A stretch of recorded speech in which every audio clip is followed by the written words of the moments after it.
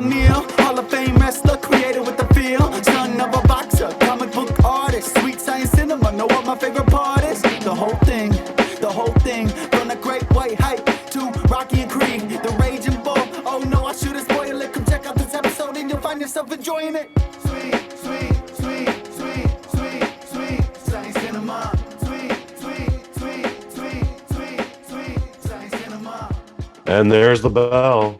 Despite there never being a bell, I always intro this show this way. I think I got to come up with a better catchphrase. Maybe you could join the conversation at the BosNet family on Twitter and help us out there. But in the meantime, you know who I am. Kush Hayes here, coming to you episode 8 of Sweet Science Cinema Season 2. With me, as always, Pro Wrestling Hall of Famer Jaimel Hemphill. Without further ado, what's good, my friend? It's going, man. Not much to say. Just happy to be here. Happier than I was watching the movie, but you know. That's fair. Happy to have you on board again, sir. Part of me is thinking maybe this should have been a Valentine's Day episode, but we don't record or release in February, so go figure. This is we are talking about 2007's The Hammer, not to be confused with 2010's The Hammer or 2017's The Hammer, all boxing films. This is directed by Charles Herman Wormfeld. He's known for doing romantic comedies and, slightly more effeminate television series. Otherwise, that's all we really got on him. This movie is written by Adam Carollas and Kevin Hench. So Adam Carollas, The Man Show, Loveline, has his own podcast, Guinness World Record at one point for most downloads, going into like its 12th, 13th year. But when he was just doing a radio show, the Weinstein Corporation hired him and his buddy Kevin to come up with a movie. Depending on what box you look at, it is either 88 minutes long or 93 minutes long. I can't tell if someone's chopping out credits or if I got a different edition than what is listed. Yeah, man, this is there are times when this feels like an independent film, and then there are times when this feels like it is a Lifetime movie. We get different camera formats. I have to assume that was a budgetary thing, because there's times where like they're definitely shooting this on film. Like there's at one point Corolla is talking to his coach, and just all the film grain is just all over his robe. It's really weird. Like you didn't know better. Like I got a 4K TV here. It looks like lice or fleas are just running up and down his robe, and maybe that actually happened. I don't know. But then they cut to the shot of the coach. It's all smooth. It's clearly a different camera. This was definitely a multi-camera. Like you would know better than I do, but even to my untrained eye, it was almost like I guess maybe I didn't understand as much as you did. So I thought maybe they was this scene filmed on 2 separate days, and like maybe the lighting was different or something. Like that's what it looked like to me, being untrained. I was like, okay, well, they must have filmed this over a couple of days, and obviously they couldn't capture the same. Maybe they were using natural light or something, but I could tell that there was something different from shot to shot, so. Yeah, there's, as much work as I do, even I'm untrained for that stuff too, but like this is very visibly noticed. And that's when it's an independent feature, you're like, okay, that's what happens. They can only get like those 2 square lamps. The ring light hasn't been invented yet, so they don't have any of those yet.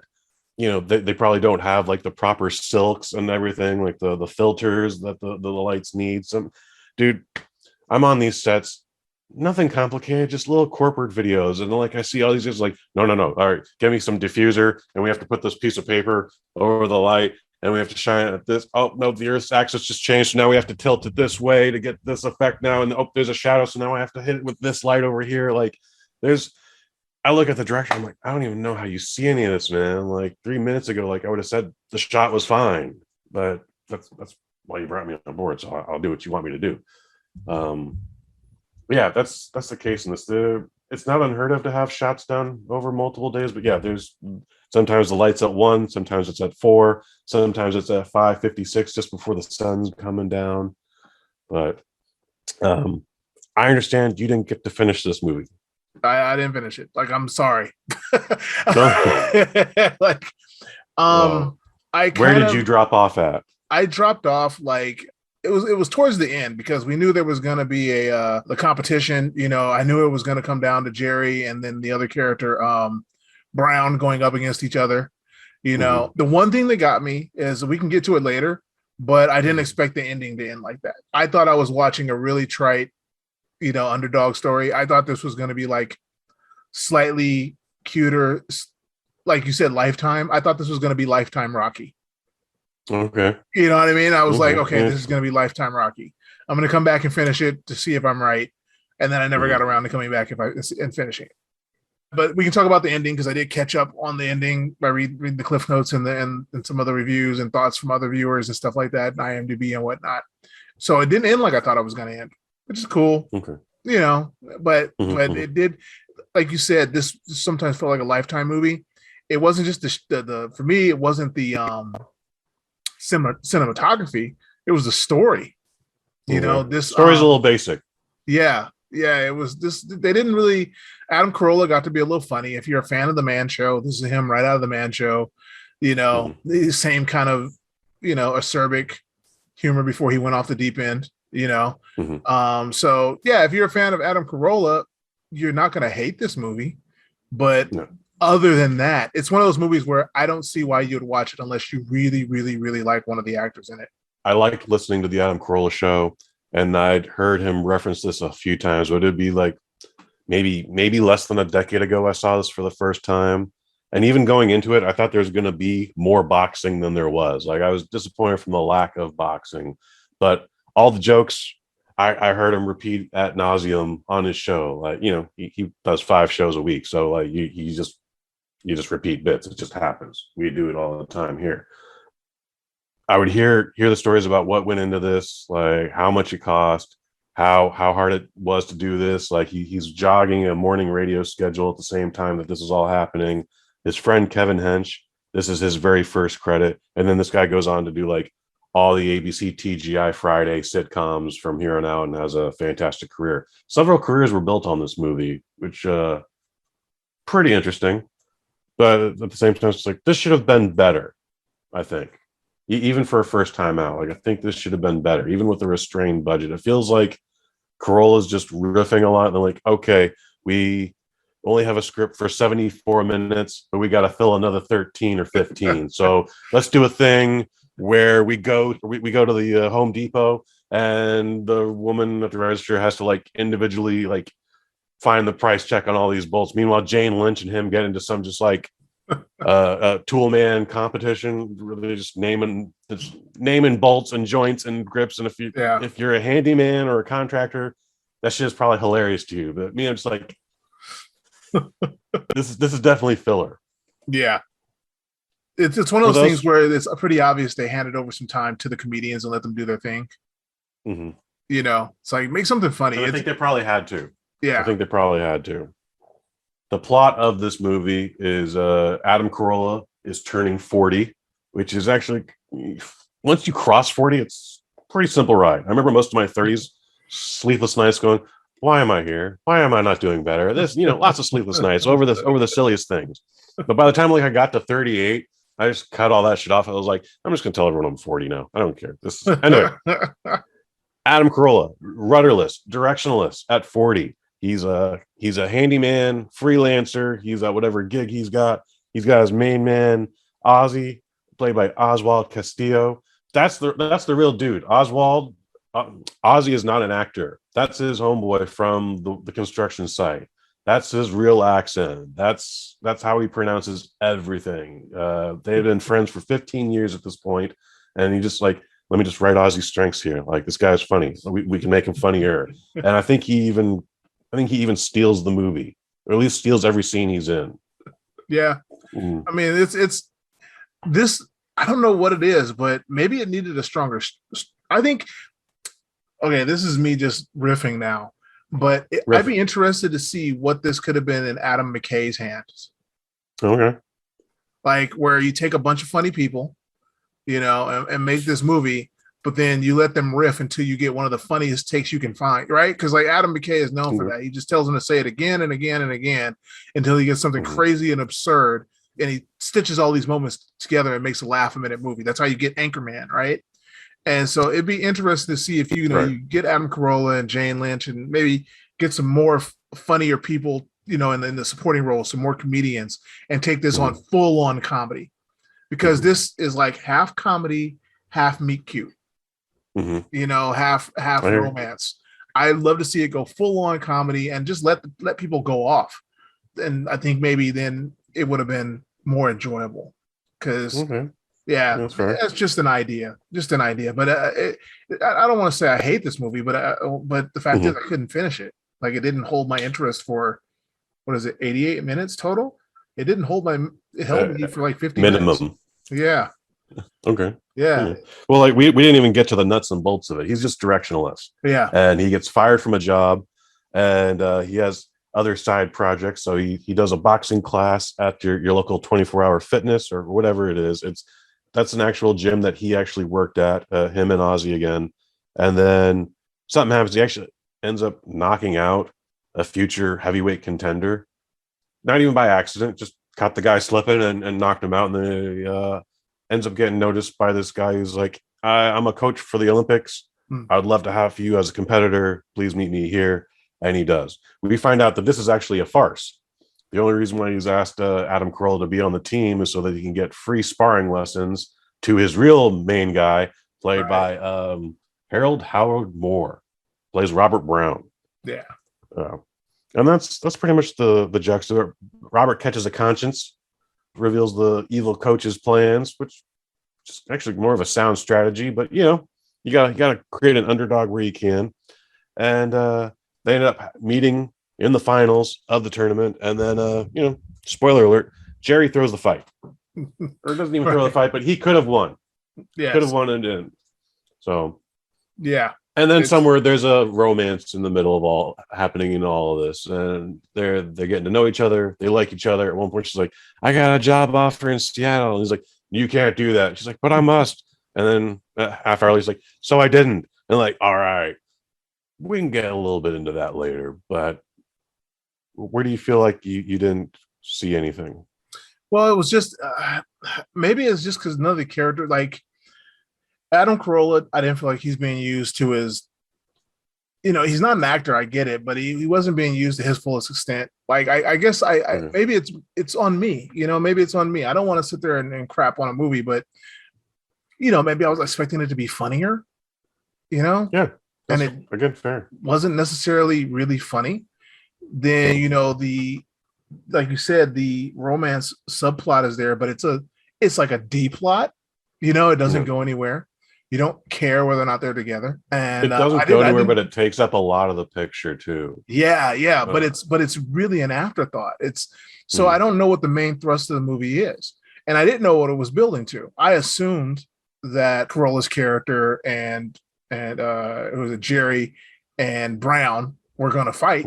I assumed that there was going to be something with them, but I didn't understand where it was really going. I don't know. It just maybe, yeah. I think I'm starting to really hone in on this movie. Didn't know what it really wanted to be. Yeah, again, I think that's fair. Two of the things that irk me about the romance is at one point she's like, "I got this offer to go to Seattle," and he's like, "Don't go."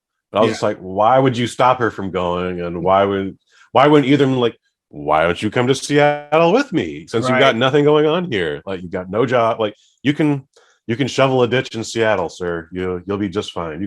You can train the 6 p.m. ladies self-defense course at the YMCA on Tuesdays up in Seattle, sir. I didn't understand why that never was an option. And then her just coming back and going like, yeah, I gave up this really good job with great benefits where my clients aren't spitting in my face every day. I think when I checked out was shortly after Coach Bell abandons him at ringside. Okay. That seems fucked up too. Yeah.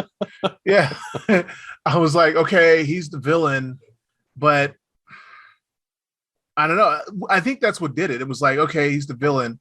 And it was so telegraphed.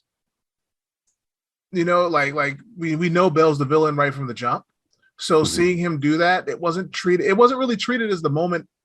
There's no way for it to be an impactful moment because the stakes in this movie none of them are given to you on how dire they are or whatever. You know, you got this guy he's directionless and blah blah blah, but they didn't really build up the relationship between Bell and maybe that's the fault of hiring an actual boxing coach instead of an actor. But Bell and Jerry don't ever develop a relationship. We know Bell's bad, but we don't really see him get Jerry's trust. So then when he betrays him, it's just like, yeah, that's what has to happen, I guess, man. You know, like, you know, like there's no weight to it, you know, even though that's supposed to be the big turning point where now the good guy has to do it on his own. I think that's kind of when I checked out, you know, and I was like, I was literally watching it and like I had to do something to get my kid ready for bed or something. I'm like, you know, I don't have to finish. I'll finish it later. You know, it feels out of place too because you know obviously he has no faith in Adam Carolla's character, but for him to just abandon him before the third round, it's just like, why even show up at that point? Yeah, you know? Yeah, like or just you know tape up the gloves and then head out to the parking lot for a cigarette and don't come back. You know, like, I feel like I don't know anything about anything, man, but I feel like that would be an automatic disqualification just to have your second your boxing coach leave. Maybe I'm wrong about that one. Yeah. It wasn't bizarre. It just wasn't given the weight. Like it didn't matter because they really hadn't spent enough time with each other to like go, oh, this is such a betrayal. You know, he's such a down on his luck guy that it's almost like he just shrugs and goes, oh, that's the way life goes. I get abandoned by people in the middle of a boxing match. You know, there's no real grists to it. And, you know, I don't know. I don't want to lay blame or anything, but the end result is that just nothing for me. Just nothing. Yeah. In terms of any opinion on Carolla and Brown's relationship? Like it also feels forced. Like there's a forced argument and then just like, a forced, hey, we're cool now. We were on the road. Yeah. Hey. It's something that has to happen for the story to end the way they want it to. Right. Like, but it doesn't, like I said, maybe it's, you know, I'm not a director, so I don't want to nitpick on what someone else did. Maybe it's the director, maybe it's the script, maybe it's the actors chosen to play each of these roles. Cause I mean, Adam Carolla is a podcast host and a comedian, not an actor. So maybe getting people around him who really, hiring an actual boxing guy as the promoter, which is cool in terms of stunt casting, but it doesn't do the other actors a service. You know, you have all these people who aren't actors, or Harold House Moore, who has been a bit role actor for most of his career. And, you know, if you're going to get a comedian and you're trying to make this a comedy, you need to either surround him with other comedians. If you're going to make it a serious movie, you need to surround him with other like stronger actors. Like, this group of actors maybe just didn't work together very well, you know. But the end result is that there's nothing pulling you into this movie or forcing you to watch it or making you care about anything that happens to these people. Why don't you think about all the times you were on the road? And, you know, I'm sure there was one or two awkward car rides where like, yeah, I don't know too much about this guy. I don't really like him. But then something stupid happens. And then all of a sudden everybody is the best of friends. Like a bond has absolutely been made now for the positive. Yeah. Like, yeah, there's all kinds of times where you're on the road. I can think of road trips with, you know, wrestlers and you don't know anybody. And then something stupid happens the first time you get something to eat. Somebody pulls a rib, you know. Like I was super uncomfortable around Christopher Daniels, Fallen Angel. He's in AEW. Yeah, he's in AEW now, I think, with SoCal Uncensored. And he was already kind of a star when I met him. So I was just kept my mouth shut, you know, and it was awkward because I'm like starstruck. And then one of his favorite pranks is to basically switch up condiments in restaurants. Sorry, Chris, if I'm putting you out on Front Street. But yeah, what he used to do was switch all the condiments in the restaurant. And it's so absurd. It's just so random. Like we'll be finishing to eat and then all of a sudden he'll just switch the hot sauce and the ketchup, like literally squeeze like, or like switch, you know, like mustard and the mayonnaise. It just mix random things that just shouldn't be together in the condiments and just leave them there neatly. And I just thought it was so funny. Like it was just like he did it after we were done eating. He was like, "Oh, hold on, I got to do this." I'm like, "Why?" He's like, "Nah, cuz." And everybody just starts laughing, and now we're friends. So, yeah, awkward stuff like that has happened. Sorry, Chris, if he's matured since then. This was 20 years ago, so maybe he doesn't do that anymore. But that's what he did in the early 2000s. I have a strong feeling. I've only met the gentleman once or twice, but yeah, I have a feeling that tradition is still going strong. Well, while there's a lack of it, let's talk about the boxing. Like, Carolla's all about, like, yeah, you should do this and this technique and put your right back and show your hip. Like, he's an actual boxing instructor. He was a Golden Gloves participant. I don't know if he won. But he was definitely a participant. And, it's not too bad. The boxing isn't bad per se. Because, I mean, Carolla can actually box. So he looks like he knows what he's doing. Do the boxing matches necessarily make sense? And from a work wrestling perspective, tell a good story? No, not really. But Carolla looks good. What about the scene where he's hitting the heavy bag? Or again, I don't know if you even got to see the scene. Like, he goes to the gym. It's like 2 a.m, and he's just wailing on the heavy bag and just getting all his frustrations out there. Like, he's putting that sucker up in the air. Yeah, I wouldn't want to fight Adam Carolla now. That's for sure. I could probably still throw a punch. I don't remember that specific scene, but I don't remember him throwing a bad punch. You know what I mean? I don't remember him going like, "Oh, this guy looks weird," or "He doesn't look like he knows what he's doing."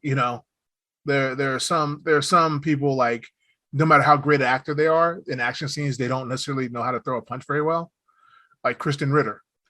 Lover has Jessica Jones. But if you notice, she throws some of the weakest punches. Like, punches aren't her thing. Like, she can kick pretty good and throw people pretty good. The punches just aren't her thing. And it's really obvious, like, even because, I mean, during the Defenders, she's sitting there in a hallway scene with Finn Jones, and Finn Jones does not look great, but somehow she still manages to throw less effective punches than Finn Jones. That's part of Jessica Jones's character, too. She's untrained, yada, yada, yada. But a punch is a punch, and it just doesn't necessarily... Her punches don't necessarily have weight. So nothing Adam Carolla did ever took me out. And then the other actor who plays Brown, House is his name. Harold Housemore. Yeah. So I mean, he's just big dude, and he's worked out and done some stuff. And I mean, I'm sure if he didn't know what he was doing, Adam would have took him aside and, worked with him and whatnot. So I don't recall anything taking my suspension of disbelief away. It's just it was honestly the emotion of the movie. I just didn't care about the characters. It just felt it was just there, like there's nothing outstanding about this movie. I won't sit there and say it's a bad movie, but there's nothing that would make me if I saw this as a matinee, I would be like, oh, that was okay, but I would never watch it again. If you caught the wife watching this on Lifetime, would you be like, again? Or would you just sit there and watch it? If she's feeling like, oh, you don't spend enough time with me and I got to sit there, I'd probably sit there, but if she's like, oh, I'm just relaxing. Oh, okay. So I can go in another room. Cool. I'd go in another room. Okay. Yeah. I think this movie suffered the most from its budget. Its budget in 2007 was less than $1 million. In fact, it was like less than $900,000. It was intended to be a straight to DVD release, and then Carolla would end up putting up another $250,000 just to get a very limited release run. So, wow. But even then, it didn't make any of its money back. It made maybe $400,000, and that was it. It's thrown into obscurity. You can find it on YouTube. You can find it on Amazon Prime, but it's never on like Showtime. It's never on IFC. And then anytime payment comes up about it, Adam Carolla's just like, yeah, the Weinsteins totally screwed us on payment, and the accounting books just could never be found. So, wow. Okay. So technically, this movie has never pulled a profit. Allegedly, Sports Illustrated gave this sports movie of the year, but I, for some reason, could not find any actual details about that. Oh my goodness! I'm wondering, maybe that's where the budget went. They gave all the profits to Sports Illustrated for that award. Oh no, the award that they didn't even publish. Jeez. Yeah, because I went through there's a list on Sports Illustrated. Best sports movies ever. It doesn't necessarily mean that it came out one specific year, but like, you know, like $1 Million Babies up there and A League of Their Own and, you know, the original Rocky and Raging Bull, they're all up there. That surfing movie from the 60s, the Endless Summer, that's on there. But yeah, I could not find anything about the quote unquote Hammer. So, yeah, man, I hadn't seen this in, again, like I said, less than a decade. I was really surprised at the quality of the film. Again, looks like they were using different cameras almost every day. Again, I think the biggest problem this movie had was its budget. And then I think just Corolla overbooking himself. Again, he's got they're doing night shots at 2 a.m, and he's got to be at a radio gig at 5 a.m. That'll deflate anybody's tire. But I wouldn't recommend anyone go out of their way to see this. If you like Adam Carolla, yeah, check it out. Yeah. If you're trying to find a movie you can tolerate on date night, like I think the wife/girlfriend will tolerate this, and you'll still get some, you know, some bloody noses and a couple punches. You know, you get some guy stuff in there, but yeah, this isn't anything to write home about. Yeah, it's just not a must-see movie. I'm sorry. I wish I could say, oh, go enjoy it. You know, if you're a fan of Adam Carolla, I'm sure you'll like it. Yeah, I don't really know what else to say, man. Like, again, when you told me you didn't finish this, I was like, yeah, I'm not surprised, and I'm not mad. So, but we did it. It's I think that one's in the books. So we made it. Well, you made it through. I kind of made it through. if we kind of made it, you can kind of make it too. I watched this twice, man. Like I went back and watched it's not even director's commentary. It's just commentary with Carolla and the writer Kevin Hench. And they get some behind the scenes stuff in there, but nothing ever, like, you know, it's even all those details are just passive. Never anything really interesting. A couple of guys didn't show up on set, and they were just like, again, we're working with a minimum budget, so the guy who didn't show up for this role, surprise, he wasn't getting paid anyway, so we weren't surprised he didn't show up. Little things like that. Anyways, folks, that's The Hammer. Next week, or in 2 weeks, August 16th, we're going to discuss Body Slam, Captain Lou Albano, Face Man from the A-Team, and Battlestar Galactica. I forget the gentleman's name off the top of my head, but he's in that. That's going to be a fun episode. You should check that out. Otherwise, check out the previous edition of Squared Circle Cinema, where we talk Sylvester Stallone in Paradise Alley. It's it's a rough one, but I think you'll enjoy the audio. Oh boy. That's Squared Circle Cinema. You can find that on the BosNet.family. And, the usual YouTube editions are out there. Good times. Jaimel Hemphill, it's August 2nd. What do you want to promote?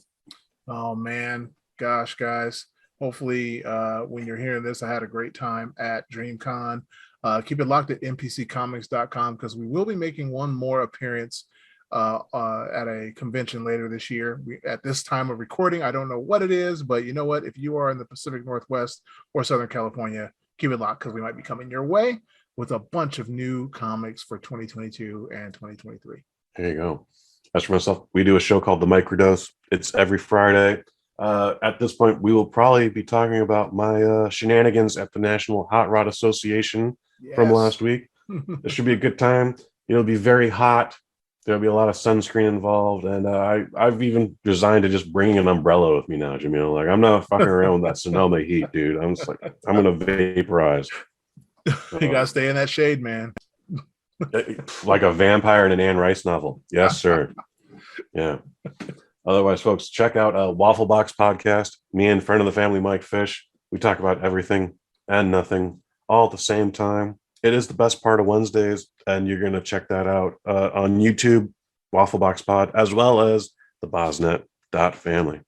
Yes. Anything else you want to throw out there, man? I think that's it. Boy, the future is a mystery. But just keep it locked. We're always going to be creating stuff. You're talking to two creative guys. Who knows what we'll come up with next? So there you go. Yeah. Who knows what life-changing event we will be at next, too. That happens a lot. So For the Pro Wrestling Hall of Famer, Jaimel Hemphill. I've been Pro Wrestling Hall of Famer, Kush Hayes. You've been you. Sweet, sweet, sweet, sweet, sweet, sweet, Science Cinema. Sweet, sweet, sweet, sweet, sweet, sweet, Science Cinema.